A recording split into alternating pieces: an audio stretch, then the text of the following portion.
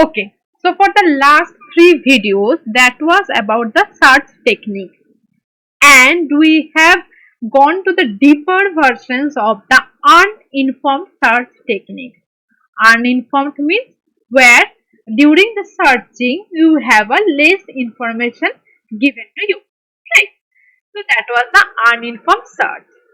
Today we are going to start to learn a different type of search techniques, that is the informed or heuristic search technique. So let's start today's video. So heuristic search technique.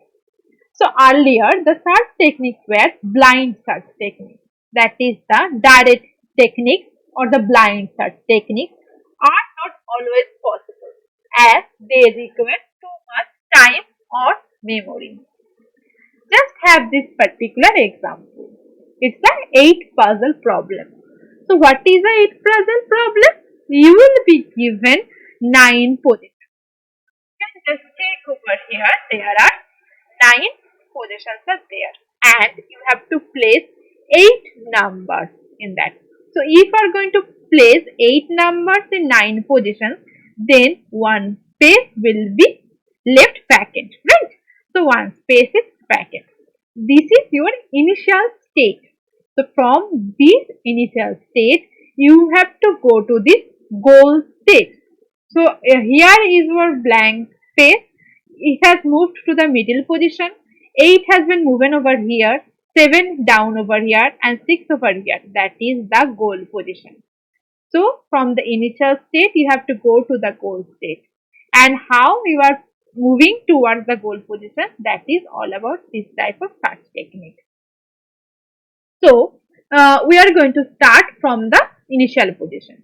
So this is the initial position. So how was the tile positions are there? 1, 2, 3, 7, 8, 4, 6, blank 5. Just check, same thing is over here. Now what we are doing? We are moving the blank space towards left side. So if we move this blank towards this side, so 6 will come over here, and this is one child state. Now from this position we can move this blank towards the right side. This is the position of our second child. And if we move this blank position towards the middle, this is our another child. And from this child we have to check whether any of the child position is equal to the goal state. If yes, we have reached the goal. If not, we have to move the blank space into different positions by the actions are there. That is the left action, right action, move, that is up and down. 4 different actions can be there. So left, right, up and down. So there are only 4 has been written. So just let me move it, write it down over here, that there can be another position of down. D-O-W-N. Why the down action hasn't been shown over here? As the tile is over here itself. So you cannot move it down. Similar here in this tile, we cannot move the tile towards the left. Right? So that action will not be feasible for here. Here 2 different actions could be there. Just let me draw. So here one action can be moving towards the up position, and another can be moving towards the right position. Right? It can be moved right or it can be moved up. So one is the right, that is I am writing down over here right, and another can be the up. By these 2 actions, the child can be generated. Now just let me erase this part, and okay, so I have erased it. Now so this is the childs have been generated, right? Now we have to decide that based on the child, which is our best move. Okay, so why we need to calculate it? Otherwise, we do not know how much closer we are towards our goal. If we can understand how much closer we are towards our goal, then we can choose that particular action.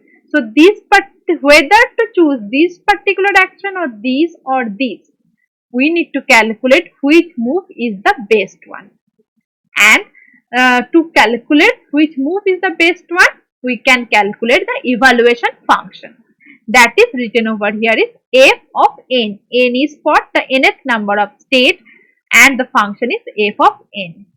Now based on the evaluation function, some function value will be given to each of the states and we can then calculate how much closer each state is towards the goal. Okay. Now for this 8% heuristics, the blind search technique used an arbitrary ordering or priority of operations. Why the blind search technique can be of breadth first search, depth limitation, whatever be that. But it does not give a proper priority to the closeness of one particular child node towards the goal node. That is not given. But in the heuristic search technique, it make use of domain specific information. That is, a heuristic is calculated. Now, the question lies how to calculate that heuristic value. So, for this simple 8 puzzle heuristic, different heuristic value can be calculated by the evaluation function. One heuristic value can be number of tiles in the correct position. And what is the correct position? Our correct position is the goal node, right? So, this is the goal node. Based on the goal node, how many tiles have already been placed in their correct position, that we can calculate. The higher the number, the better. And it is this particular process of calculation of the heuristic is easy to compute and fast, so it takes less memory or little memory. And the probability of simplest possible heuristic. So this is one type of calculation of the heuristic. Another approach, that is the number of tiles in the incorrect position, and incorrect position also based on the goal. So incorrect position is calculated based on the goal position tile location, right? So based on that, the number of tiles in the incorrect position, that we can calculate. By doing this, we can consider a lower bound of the number of moves from a solution, and the best move is the one with the lowest number returned by the heuristic. So here we need to go for the lowest number, and here we need to go for the highest number, as the number of tiles in the correct position, and here the number of tiles in the incorrect position, right? So here, so what we are calculating over here, just take the heuristic function an that calculates the estimated cost of the cheapest path from the state at node n to a goal state, right? Here this n is from this particular, that is one particular state that is defined by the node n. From that, how much closer it is, or the cheapest path, so means how much closer it is towards the goal. Okay, so if n is the goal node, so then hn value will be 0. So now just check how the hn value is calculated here as 2. So 1 and 1 is matched, 2 and 2 has been matched, 3 and 3 has been matched. There is a mismatch between these 7 position and the 4 position, right? We are not calculating this blank space, as blank is no number, so this hasn't been considered. So this tile position has in the wrong place and this tile position is in the wrong place. So h value becomes 2. Now just check over here why the h value is 4. Here this 8 is in wrong position, 7 is wrong position, and 6 and 5 both of them in the wrong position. So 4. And why h value is 3? 7 is in wrong position, 6 is in wrong position, 8 is in wrong position. So h value is 3. So this is how we are calculating the heuristic function. That is number of tiles in the incorrect position, right? So this approach we are taking, that is the number of tiles in the incorrect position. By that we are calculating the heuristic function value. Now this is all about the overall concept of heuristic search. And one type of heuristic search technique is a greedy based first search. Here what happens, the evaluation function is equal to the heuristic function. So Fn is equal to Hn. And this type of search technique is also incomplete even in a finite state space, much like depth first search. And if you haven't know or you do not know anything about depth first search, please refer to my earlier videos. There it has been described in the uninformed search techniques in details. So this is the greedy best first search where the Fn value is equal to the Hn value. So this particular figure let us just consider. It's a map of a country, Romania. Okay, and this figure has been taken from the book by Russell and Norvig, and the book name is Artificial Intelligence: A Modern Approach. And this book is very good and it's not a paid publicity. So without getting any money from the publisher, I can tell you that you can refer to this book. Here, what we are trying to do, our initial state is Arad and our goal state is Bucharest.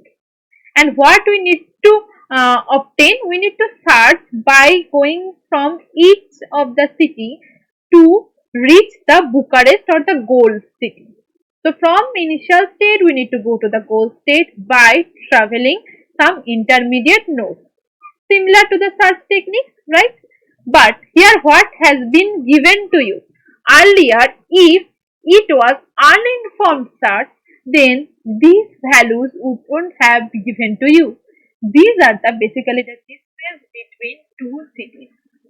This is the value of the distance. So this information is now given to you. So that is extra information is given to you. This is the informed search technique. Now you know how much you have to travel to reach the another city. That information is present over here. So you know your initial state and you know your goal state and you know intermediate state. Now just check how greedy base first search works. For this, we are calculating another value, that is HSLD. SLD stands for straight line distances to Bucharest. And you need to notice that the values of HSLD cannot be computed from the problem definition itself. Moreover, it takes a certain amount of experience to know that HSLD is correlated with actual road distances and is therefore a useful heuristic. So, the straight line distance between suppose Arad and Bucharest, it is 366. So, 366 doesn't mean by calculating or adding these city distances. No, this is the straight line distance. That is, if you join the two cities, then whatever be the straight line distance, that value is 366. And Bucharest is the goal state and you are trying to reach from the goal to the goal, so result will be 0. So these are the all straight line distances from this particular city to the Bucharest. Now, in the greedy based first search, so what is we have? Currently we are in our initial state, that is Arad, and we have this particular table of HSLD for each of the cities present in the country towards the goal city, Bucharest. Now, we are in the Arad, and from Arad to the distance of Bucharest is 366. Now, from the Arad, we can go to 3 other cities based on this map. This is Timisoara, Sibiu and Zerint. And for each of the city, that is suppose from Zerint. So, just look over here, from the Zerint, the straight line distances to Bucharest is 374.